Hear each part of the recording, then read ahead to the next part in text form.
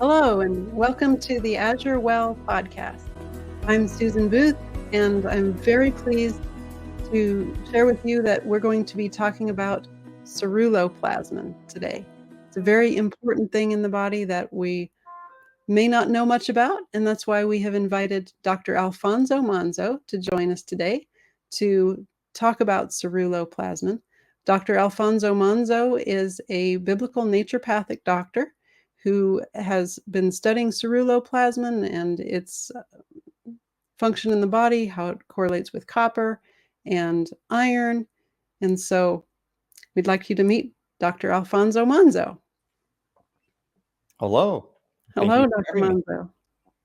Yes, the first question is, what is ceruloplasmin? Because that's a big word and people just don't hear that very often. And yet, from what you've told me before, it sounds like this is probably the foundation of a lot of health. And so Yes. tell us more about that.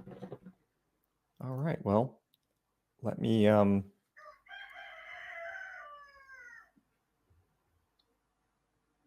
going to bring up the slides here. So, ceruloplasmin, so everyone can kind of get an image of what it looks like here on the screen.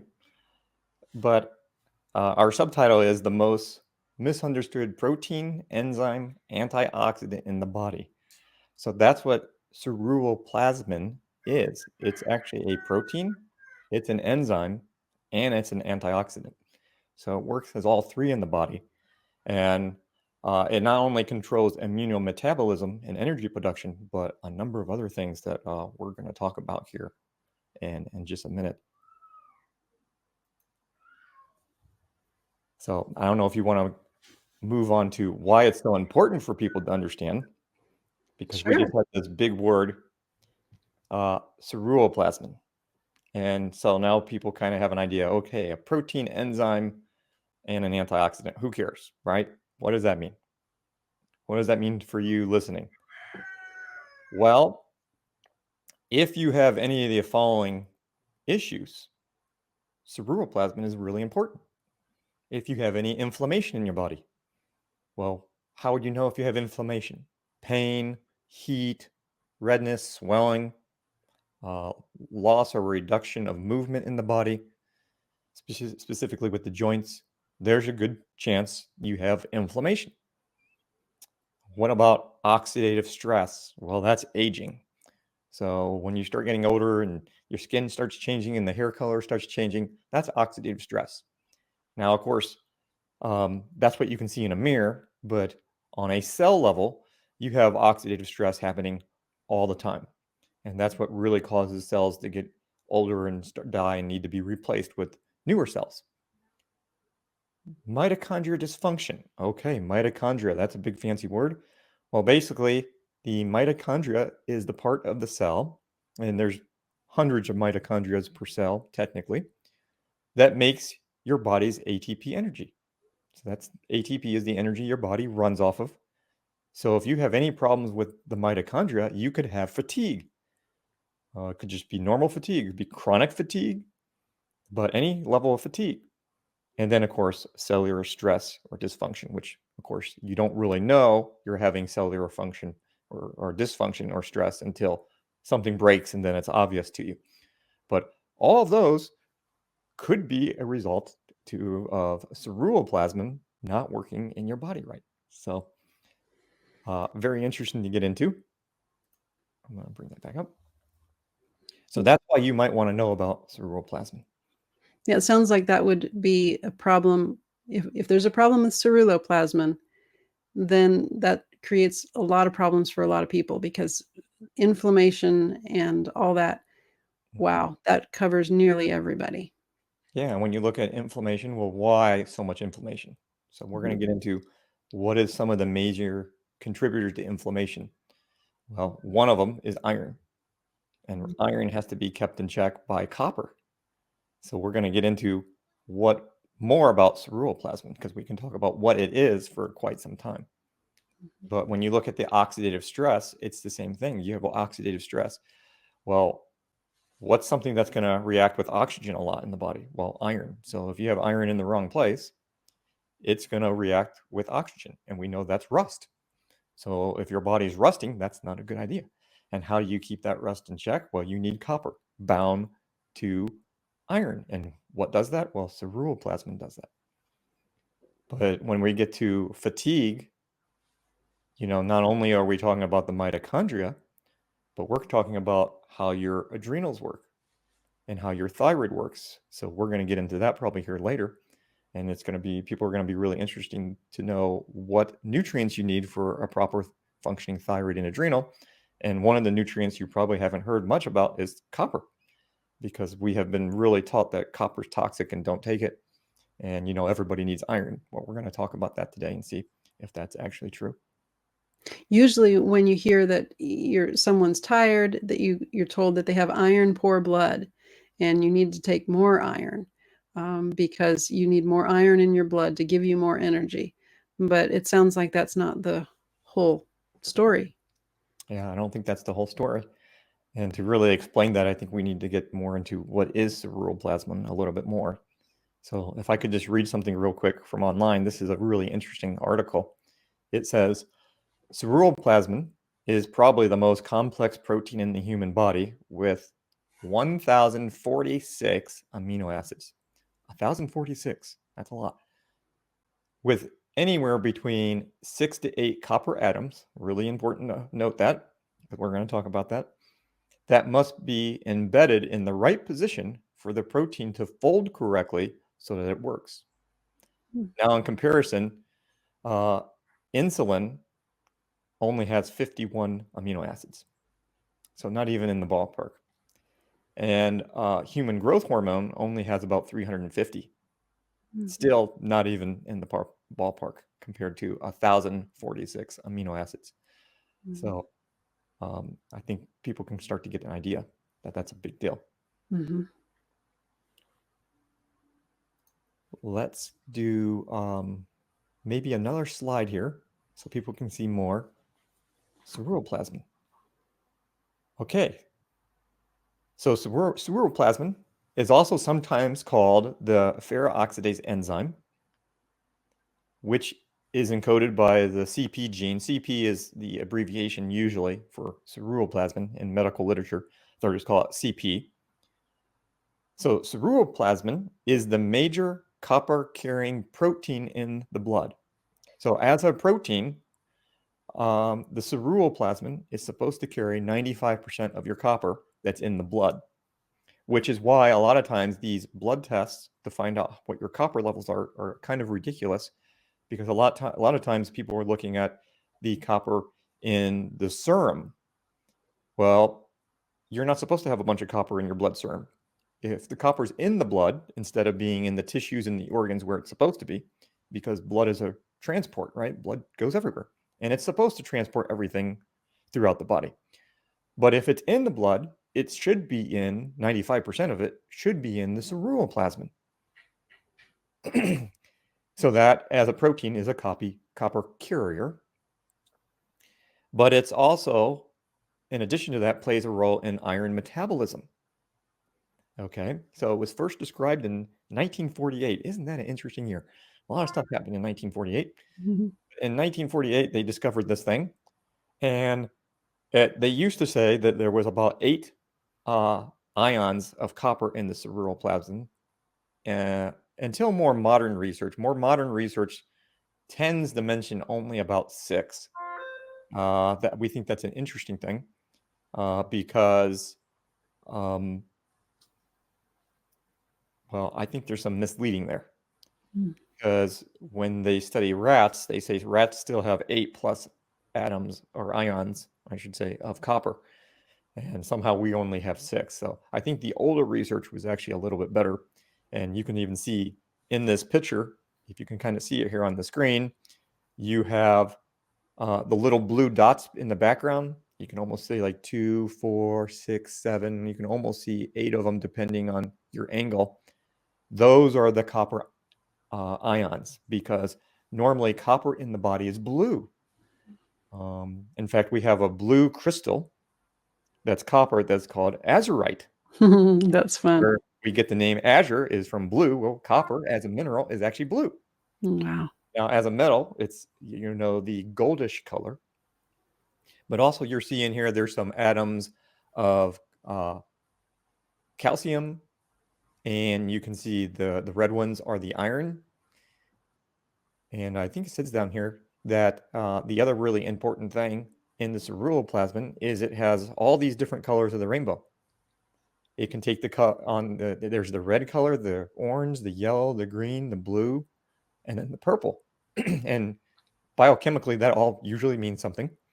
But it's really interesting that here's this molecule in the body that can take on almost all 7 colors of the rainbow. It takes on all 6. There's no white here, of course, which I would actually think is the 7th color of the rainbow, but that's another story for another time. Mhm. The point is here to look to see where you're seeing there's the calcium, and there's actually sodium, and there's calcium embedded in here, and then there's iron. So that's a lot of key minerals right there that get bound to ceruloplasmin. But the major carrier is it carries copper, and it binds the copper to the iron. So that's where the enzyme function of ceruloplasmin comes in, is it binds to the iron, and that's why it's called ferroxidase, the FOX enzyme. But it also acts as a master antioxidant in the body because it has to do with how we deal with oxidation and free radicals. And that's because one of the main things that's going to oxidize, if it's not bound together, is the iron. So I'm just going to put this down, and then we can talk about some more things here. So what people need to understand is copper and iron are extremely important in the body. Maybe some of the most important metabolism in the body, iron-copper metabolism. And unfortunately, this topic really has not been taught right probably since the 1940s. And the 1940s is when we had the huge change to the food supply. We started having fortified foods. We had a lot more of the spraying starting, and what they started doing with pesticides, which then led to pulling all of our minerals out of the food. And then they had to start fortifying food. And of course, especially with grains, one of the big things you see that are fortified is grains are fortified with iron shavings. And of course, you need iron in the body, but you need the right type of iron. And what's even more important is that the iron's in the right location. So iron and copper have to combine together.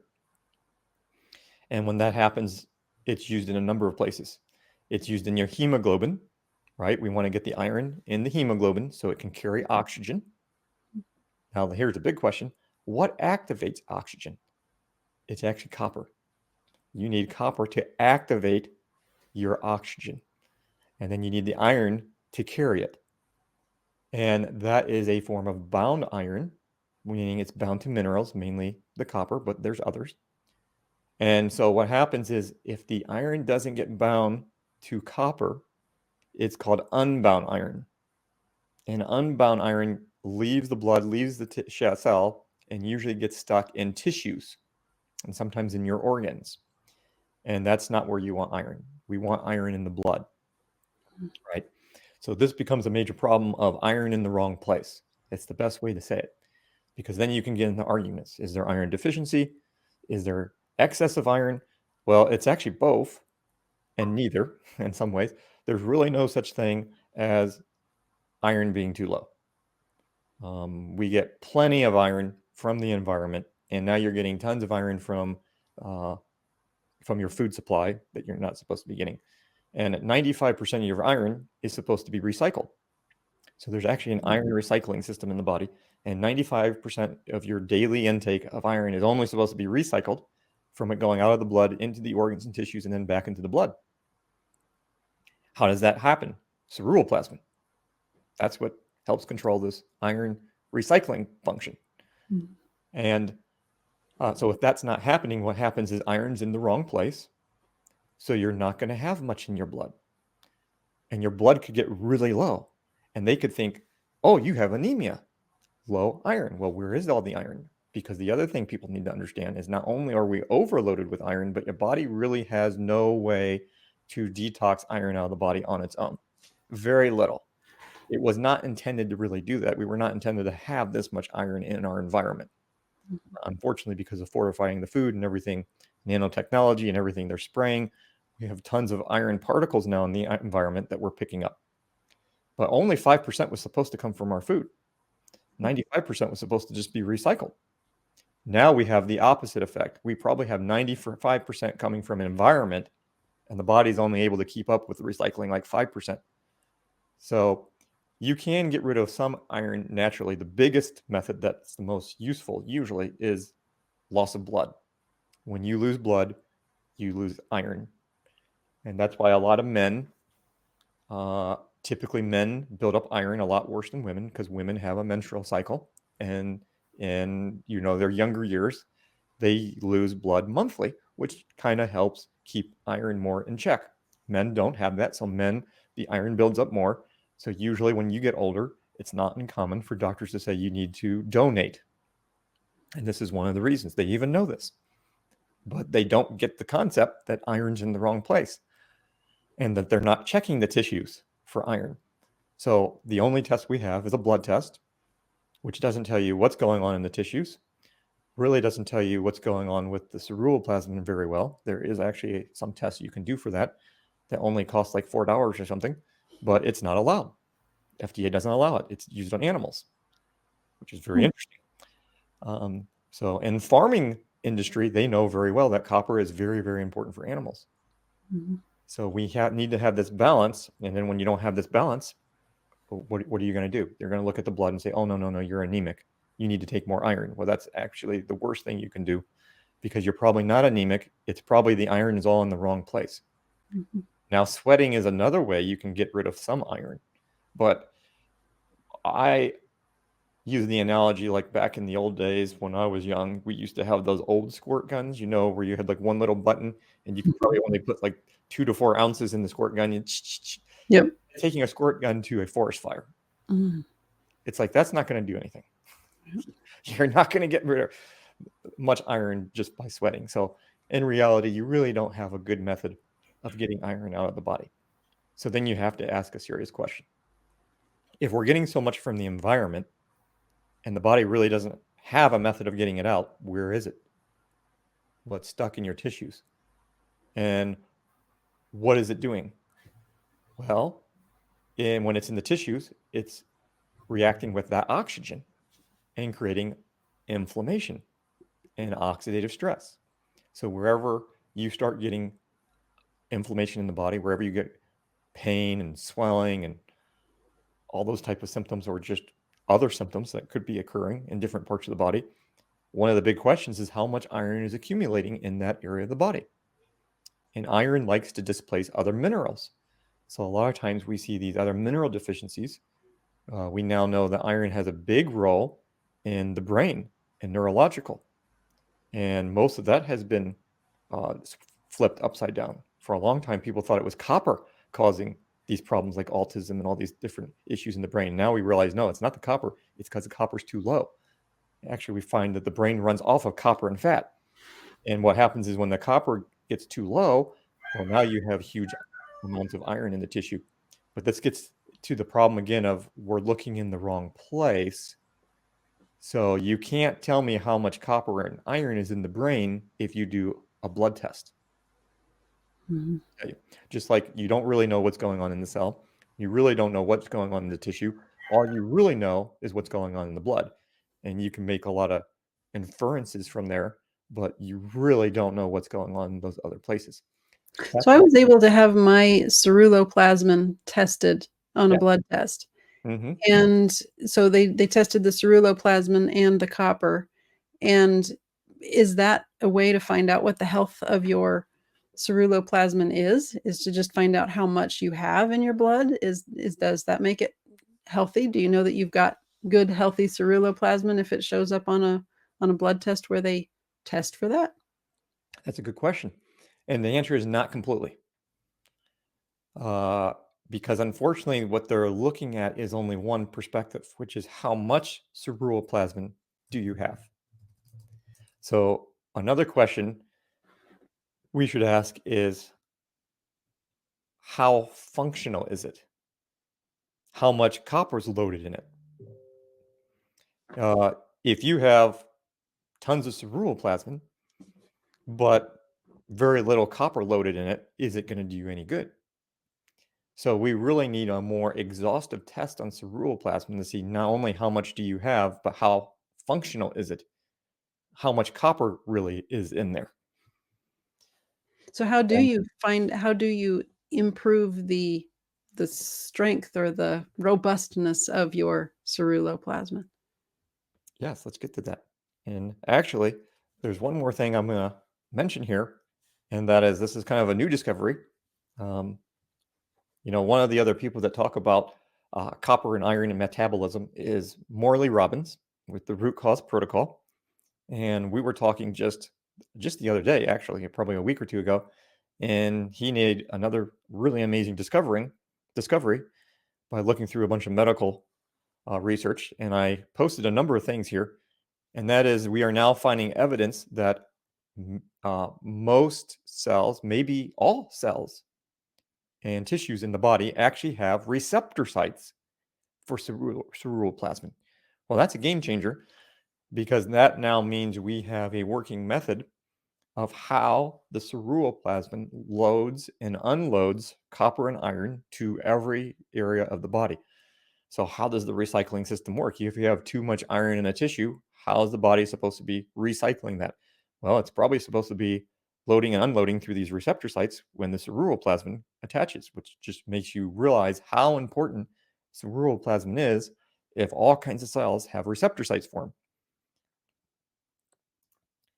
Now, how can we strengthen ceruloplasmin? Well, there's a number of things here. One is retinol. Retinol is your animal source vitamin A. You need retinol, animal source vitamin A, to make copper bioavailable and help load the copper into ceruloplasmin. So good sources of retinol like cod liver oil and usually beef organs are going to help. Obviously, you need copper. Yeah, you need magnesium. You need a healthy liver because ceruloplasmin is mostly made in the liver, but now we're finding out that all kinds of tissues can make the ceruloplasmin. It's not just the liver can make it, but there's a number of organs in the body that actually do make ceruloplasmin. And I had a list somewhere, but I don't know where it is right now in front of me. If I find it, I'll mention it. Sunlight. Why? Well, that's because retinol has to be activated by sunlight. And so you need sunlight directly in the eyes to help with the activation of retinol. And retinol works in conjunction with real whole food D, because D is actually a steroid hormone. And retinol is a fat soluble vitamin. And the other thing that's interesting is the eyes make more ceruloplasmin than the brain. And the activation of that is sunlight. So being out in the sun. Another Does thing that mean not wearing sunglasses or maybe even regular glasses? How much does that affect that? yeah, so any type of glasses or anything that actually has a UV block to it is going to reduce the amount of good sunlight you're getting because UV light is not necessarily the bad guy. That's what we've been told. Uh, I think that the sun was designed, obviously created by our creator, and it's not a bad thing. But what's the bad thing is all these toxic chemicals and all the toxic stuff we put on our bodies when we go out in the sun. So I think that's the problem. I think it's always amazing how we always want to find all these bad guys in the food and blame the food instead of looking at what's in the food that's not supposed to be there or what did we take out of the food that's supposed to be there. It's like maybe God didn't mess up. Maybe we're the ones messing it up. Mhm. So I think this is another example. So when we go out in the sun, you do need some of the UV. You need the full spectrum. And the full spectrum light includes UV. So you do need some of that. Whole food C, the actual whole food C complex, not the synthetic form, helps with strengthening the ceruloplasmin. And then, of course, There could be some need for sodium and calcium with the ceruloplasmin. We really don't know exactly, but they have ions in there. So it would make sense that you would need some sodium and calcium for the ceruloplasmin to work. And of course, a lot of what helps keep that regulated is magnesium and copper enzymes. So without the proper magnesium and copper enzymes, you're going to have a problem with calcium and sodium sometimes. So there's a proper balance there. The problem is almost everyone, I would say almost everyone, especially in this country, is extremely copper deficient because of the pesticides. It's really not in the ground anymore, especially glyphosate completely destroys your copper. And magnesium is another big mineral that we're really deficient in. So now we have a lot of calcium problems because the enzymes that control your use of calcium is not working. Now, on the opposite side, we have things that can help destroy the ceruloplasmin. And so if we go back to the retinol, it's really interesting that in 1854, there was a Dr. Thompson, MD, and he was curing anemia with cod liver oil. Wow. Very interesting. And that's because he realized that what was going on was the same thing that I just described, that you need copper and retinol, whole food C and magnesium and everything to keep the iron bound up and working and being in the right places. Now, I forgot to mention this. The other place that the copper and iron are supposed to be is in your mitochondria. So the copper and iron also get bound together and go into the mitochondria to help with the process of making energy. And you also need magnesium for that. So by introducing the cod liver oil and getting this retinol in the body, it helps load more copper into the ceruloplasmin, which then helps bind to the iron and helps the iron recycling system so the iron can get back into the right place, which is in your hemoglobin and your mitochondria, which now you're going to have all this support for oxygen. You're going to have all this support with energy production. And one of the things that really can damage your retinol is synthetic vitamin D. Synthetic vitamin D really hurts retinol. And the natural form of D is naturally occurring in cod liver oil, but it's to a 10-to-1 ratio to retinol and D. In fact, there's some really interesting research that it's probably actually retinol that's responsible for helping with rickets and not the vitamin D. Everyone assumed it was the D because they were giving people cod liver oil, but now we're coming away with an understanding that it was actually probably retinol, not the D. So there is actually a danger of getting too much D in the body. And that would require a whole nother episode to really get into the D confusion today. But it's just safe to say that when it comes to D, this is what the listeners need to know. There's really 2, maybe 3 forms of D. You have an active form, you have an inactive form, and then you actually have a water-soluble form, which is probably the last step. Almost no one talks about that. But the inactive form of D, that's your 25 D, the inactive D is the only one that's really measured in the blood. And what does it do? Well, it does absolutely nothing. It's the inactive form, which is ironic. The only form of D that we're measuring is the inactive form, which means nothing. That's actually supposed to be called the storage form. And storage D actually really isn't even supposed to be in your blood. It's supposed to be in the fat and muscle tissue. And then it's supposed to be transported by the blood. It's made, inactive D is supposed to be made in the liver, really in the skin. The skin activates it when you're in the sun, activates the skin, which then sends a message. And then the inactive D is supposed to be made in the liver and then loaded into the blood, transported to your kidneys, and converted into the active form of D. And again, this is a steroid hormone, not a vitamin. And then the active form of D is the form that your body is supposed to use. So you really don't know what your D levels are unless they're measuring both inactive and the active form. Otherwise, they have no clue. And in a lot of studies, there's only like 2 or 3 studies where they use both forms. And the interesting thing in those studies is they found everyone healthy and everyone unhealthy have low inactive D blood serum levels. So what does that mean? It means nothing. Doesn't mean anything about your health, because healthy and unhealthy all had the same. But when it came to the unhealthy people, they had very high levels of active D, which tells you the only real concern we have is too much D. Now, the synthetic form of D, and so just think about one more thing here, and then we'll move on, because I don't want this whole thing to be about D. But go look at where you can find D in your food. You can barely find any. As far as food's concerned, that's not animal sourced, you only really have mushrooms and algae.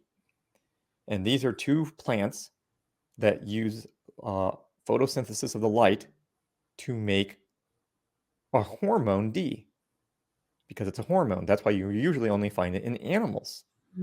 So now you have a big question.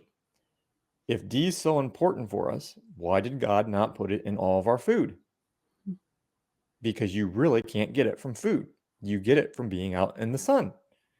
So if we're really going to be natural and look at how God created things, maybe we need to rethink this.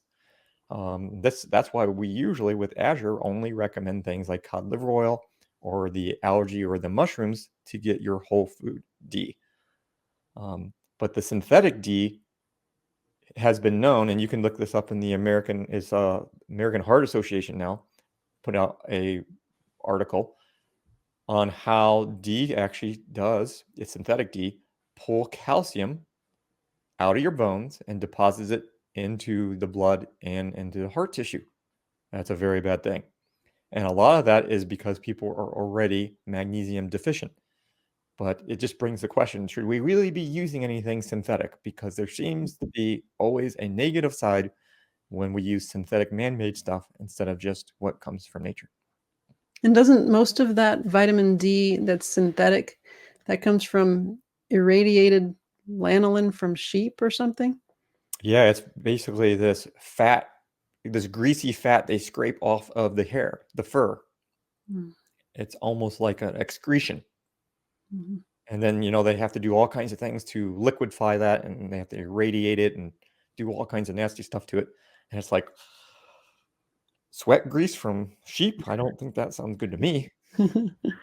But unfortunately, in the natural health realm, we have just been conditioned that everyone needs to be taking high doses of D. But the unfortunate part about it is it will absolutely deplete your retinol, and then you can't load copper into the ceruloplasmin. What's another one? Inorganic zinc. So we have organic minerals and inorganic. You don't want inorganic minerals for the most part. Most of the time, that's not a good thing.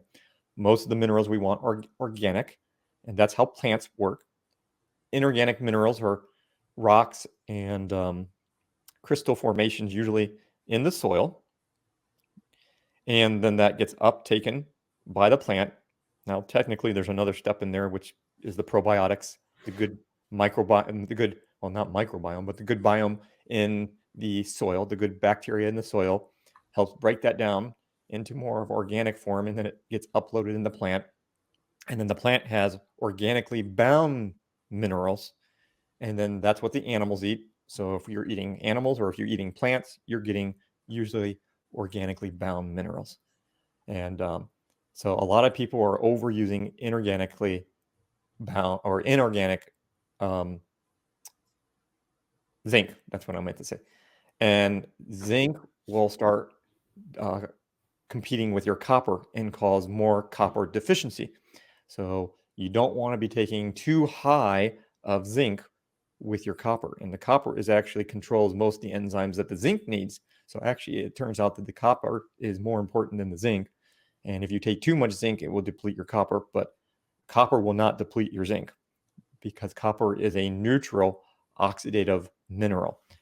If you look at an oxidative chart of minerals, you'll see copper is a neutral one, but zinc is a highly reactive metal. And people need to learn this stuff in chemistry, and you need to learn it in metalworking when you're going to start mixing things together, because you need to know what happens if you mix two highly reactive ions together. And so highly reactive ions will always displace less reactive and copper is a much less reactive. The next thing is magnesium deficiency, of course. A sluggish liver. So if the liver is overtaxed, you're going to have a hard time making ceruloplasmin. The blue lights interfere with the full light spectrum from the sun. So overuse of your phones and sitting in front of a TV or a computer all the time without the blue blocking glasses, you're getting too much blue light, and that's interfering with the full light spectrum. Mm. Synthetic ascorbic acid. It actually pulls the blue out of the ceruloplasmin. And most of the blue in the ceruloplasmin is going to be your copper.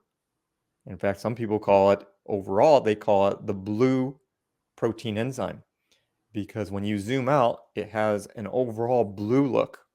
When you zoom in, you see all these other colors, but typically what you see is the blue. And that's why on this slide here, you can see where it's faded. And I thought I would just throw this out here. People can take this wherever they want, but I'm trying to think what the date was now. And around the 1960s, IBM and Bell Labs did research on how to pull the blue out of the ceruloplasmin. And they realized that they could do that by using synthetic vitamin C, ascorbic acid. Wow. And yeah, people have to understand that ascorbic acid is only one part of C. Okay. So you can't even say ascorbic acid is part of an orange, because in an orange, you have vitamin C complex. If you extract the vitamin C complex, then you have at least 5 parts to a vitamin C complex. You have the JMP factor, you have bioflavonoids, you have this, there's copper, there's tyrosine, and then you have the ascorbic acid, which is the outer shell of the copper, or of the whole food C. So interesting enough that naturally occurring in whole food C is a little bit of copper in the center. So of course, if you have a synthetic form, which is only the outer shell, and it's missing all that other stuff, what is it going to have a tendency to bind to? Well, the stuff that it was designed to work with, that God created, it's going to want to bind to copper. It's going to want to bind to the other factors that it's supposed to be part of to go back to its full complex.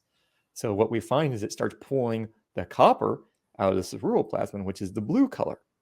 And that is definitely not something you want. Stress. Well, stress depletes minerals. Fear will deplete more of your copper. And just normal stress will deplete your magnesium. And then, of course, that is not going to help the ceruloplasmin do what it wants to do, because you're going to be depleting your minerals. The fluorides, the chlorine, the glyphosate. Glyphosate is a perfect copper chelator, so it's going to destroy it. High fructose corn syrup and a lot of the artificial sugars, especially the high fructose corn syrup, that will destroy and denature the copper out of the ceruloplasmin. High iron in the liver and the tissues, because now your body needs a lot more ceruloplasmin, a lot more copper. So you're just going to be burning it all up with this recycling process.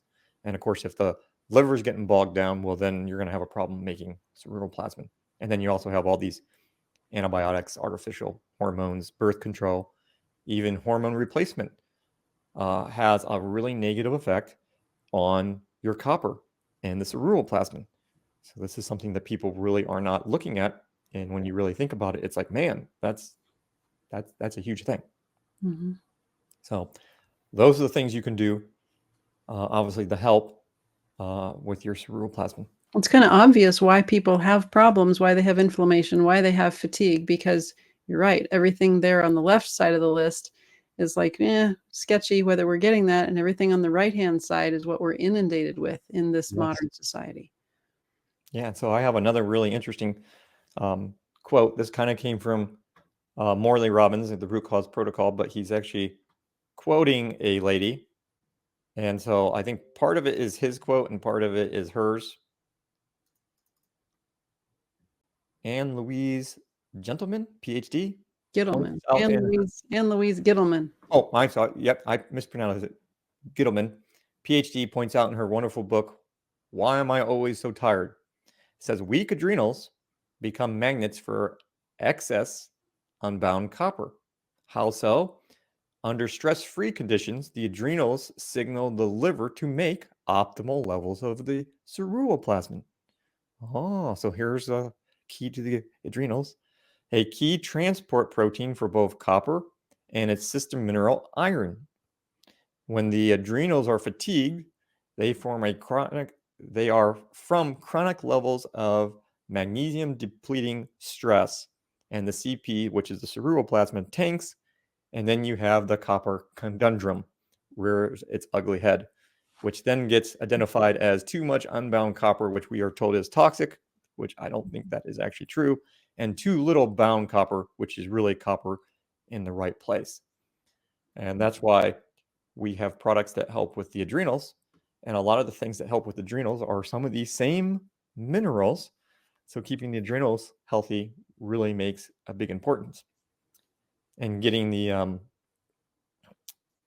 was going to say the other thing we really want to talk about with these products here now is what can you do about all this? Well, at the top upper left is probably your core products. So if you had to just pick like 3, we have the core copper, the Islamic cod liver oil, or the beef liver. Some people prefer one over the other. You don't necessarily need both of those, but you definitely need one of those. So the core copper and either the cod liver oil or the beef liver. And the reason why those are important is the retinol. And retinol is vitamin A in an animal source, and it's really important for people to understand that your body can make retinol from beta carotene, but there's a lot of problems with that in today's society, and I don't think people are really doing it. You need a pretty well functioning liver. The enzyme is copper dependent, which is a problem. And then the ratio is astronomical. I think, what is it? It's a 1,000 micrograms of retinol is equal to 12,000 micrograms of beta carotene. So we need usually between 1 to 3 milligrams of retinol a day.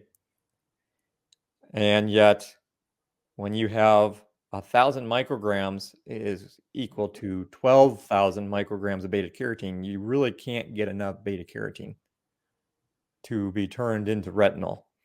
So that means the retinol becomes really important for this whole process. So I just wanted to point that out. Now, the next thing I would put, what would I say next? Magnesium. So if you look at the left side bottom, this would be like your second most important group. And this is where you get your whole food C complex, your magnesium G, your adrenal food, which adrenal food is a really interesting product because it has whole food C in it, but it also has sodium and potassium.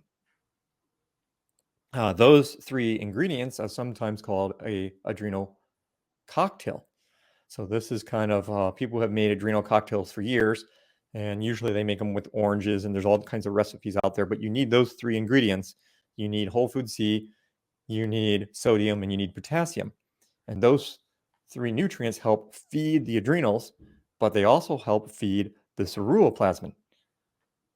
And then you have in the upper right corner, there's a whole food multi. And that has some copper in it. It's all whole food based. You have IP6. IP6 is probably one of the best things you can do to pull out unbound iron. So this is more to do with if you know you have iron overload, then IP6 is a good product to use.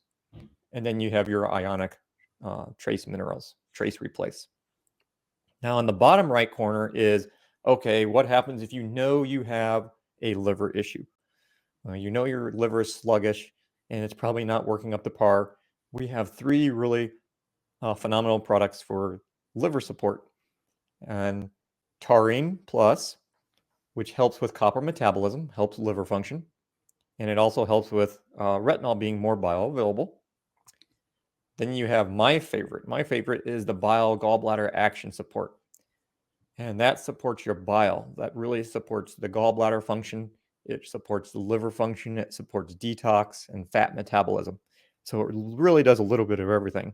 If I had to pick one product from the liver category, that's what I would pick. You have the liver support now. That's a liquid, and it's really more focused on just liver support, cleansing. And then you have the liver support extended. Very similar, but it's a capsule. The ingredients aren't completely the same. That one's more just pure liver detox support. And so there is kind of a broad category of things. Now, money's an issue for everybody. So, if I had to say, if we're only talking about the ceruloplasmin and we only got to pick a few products, what would I do? I would do core copper and the cod liver oil. And then I would probably throw in the IP6. And then after that, maybe I would add in magnesium or the adrenal food. But that would be my top choices. And then if I knew I had a liver issue, then I would probably throw in the bile gallbladder support. Of course, if you're working with a practitioner, it's always the best to find out what products, are going to work best for you. But that's one way to go. If you want to do more of a, how do I get all of my 90 essential nutrients, then I would do the whole food multi, the cod liver oil, and the IP6. So a couple different options. So you don't have to buy every product on the page. You can go with just 3 simple products and still make a huge difference in your health with helping ceruloplasmin function like it's supposed to. All right. That's really helpful. Really good. Really good. Because I know for me personally, the IP6 has helped a lot because evidently I had quite a bit of unbound iron in my tissues. It was actually making my blood tests show that I had high ferritin levels. And after I started taking IP6, those ferritin levels just started dropping and hemoglobin works good. So yeah, that's good. Yeah, we see that across the board with people. Even when their iron looks really low in the blood, once they start the protocol, the iron comes up and it's like, we're not giving you any iron. So what's that? Well, that's because it was in the wrong place and we're getting it back into the right place.